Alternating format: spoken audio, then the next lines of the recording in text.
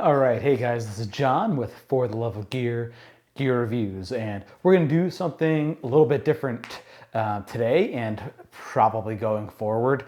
So I'm going to do less of a review today and more of a what's best for you scenario. And we are going to take a look at actually the DJI Mic 1 compared to the Rode Wireless Pro, the newest one that came out with the 32-bit float recording. So I've been going back and forth for a while about which one I want to get. I've had the DJI mic for quite a while, and I've used it on a ton of client shoots, and it's worked really, really well. I actually just had it on a shoot with a client who he's a Krav Maga instructor, and he was rolling around on the ground, grappling, demonstrating different holds and all these different maneuvers. And the whole time that I'm filming this, I'm thinking, wow, I wish I had the Rode Wireless Pro because it has the threaded locking mechanism. Now, that being said, I actually never had a problem with the DJI mic getting unplugged. Here, I'll show you what I actually do. And I learned this was a tip from another YouTuber that actually was talking about how you can make this work with the newest one, with the newest DJI mic. But so basically you just plug in your lav right there, and then you make a loop, and you kind of go underneath this clip, and that provides you a little bit of protection. I mean, that's how I did it. I doubled up, and then I didn't have any problems. I never got pulled out, and so that was awesome. Anyway, so the mic worked great for that. I wound up just buying the Rode Wireless Pro. This is the first time that I'm actually using it. So I'm not going to go into any of the details. I'm not going to do a tutorial. There's plenty of those. So basically, yeah, this video is about should you get the Rode Wireless Pro or just stick to the original DJI mic, which you could probably pick up for a very good price. Something to consider when you are buying the DJI mic, either the old one or the new one, you do not get a lavalier mic with it. You can pick up a cheap set, but again, if you're gonna pick up a cheap set, the audio, you might be better off just not using a lavalier mic at all, using the internal mic on the transmitters, which is pretty good. So let's talk about the lavalier microphones for a moment. And I actually have a lav mic that I got from my first ever wireless kit, which was the Saramonic Blink B2 system. It was, I believe. So it's really nothing fancy here with this lav mic. It came with an included windscreen, which was nice. It's an omnidirectional mic, and this actually, I like the microphone on this because the capsule points up, whereas the capsule on the included Rode Lavalier 2, the capsule actually faces the front. So you've got to be really careful when you're placing your mic on yourself or on your talent that you have the capsule facing the right way and not just muffled in somebody's clothing. I like this because it points up.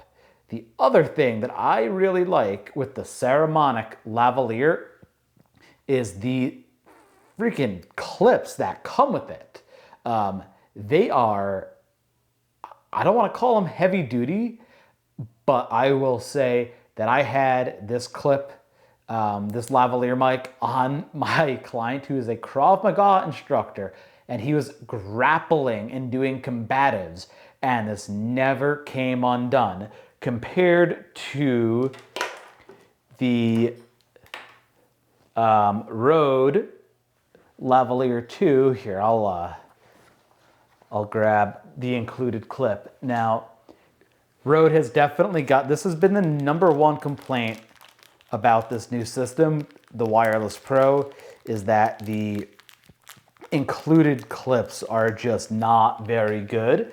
And they are right. They are definitely correct. So here's the capsule. I do like that the cable and everything lays flat, but you put it in here and it can just easily pop right out. I mean, just like that. I mean, that's not really what you want. It can just come right out. So I have been playing with it a little bit, and I have noticed if you put it in on the flat side and then you go ahead and rotate it, that seems to help a bit to not make it pop out, but still. Anyway,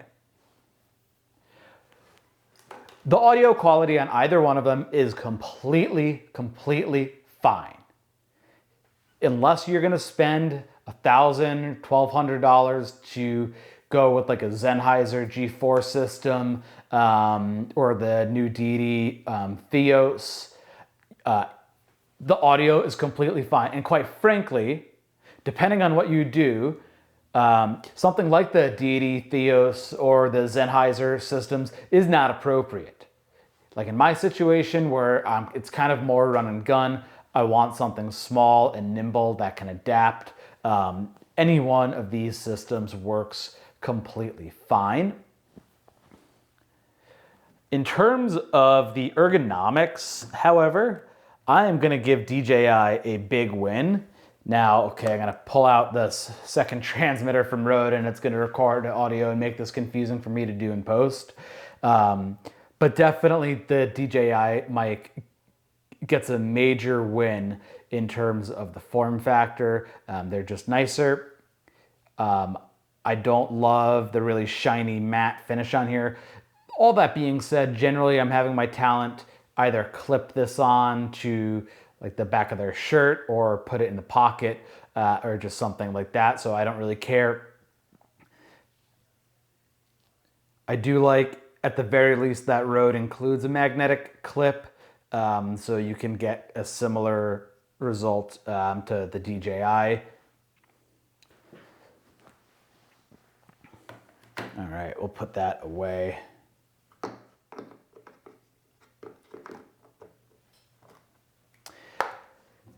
So if you are on a budget and you're looking for a really good wireless system, really good.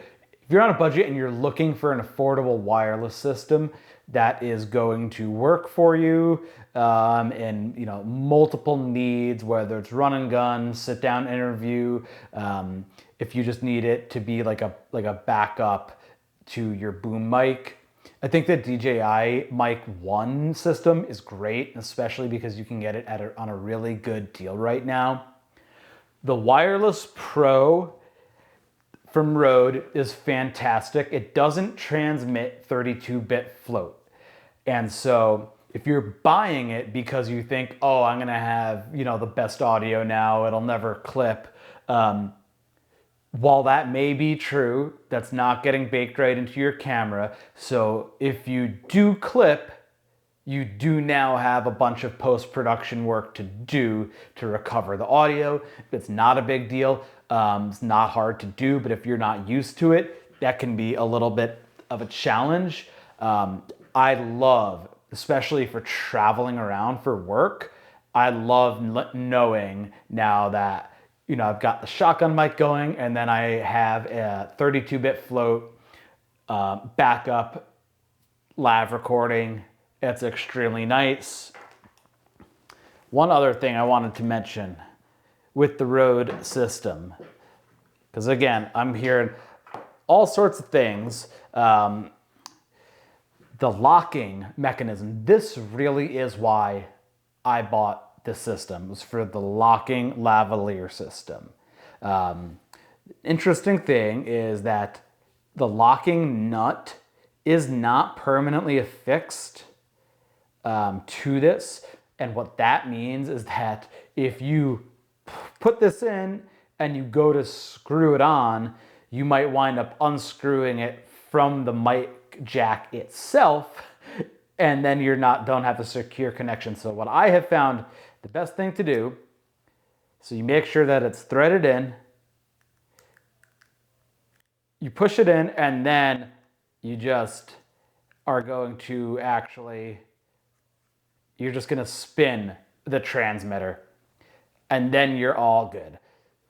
Don't try to thread the lock nut on there. Just go ahead and spin the transmitter, and that'll get you taken care of. So let me know what you guys think in the comments. I think this is kind of the direction that I'm going to be taking things from now on. Everything is just so subjective, and I'm tired of hearing, what's the best this, what's the best that? There's not really a best. It's all situational dependent.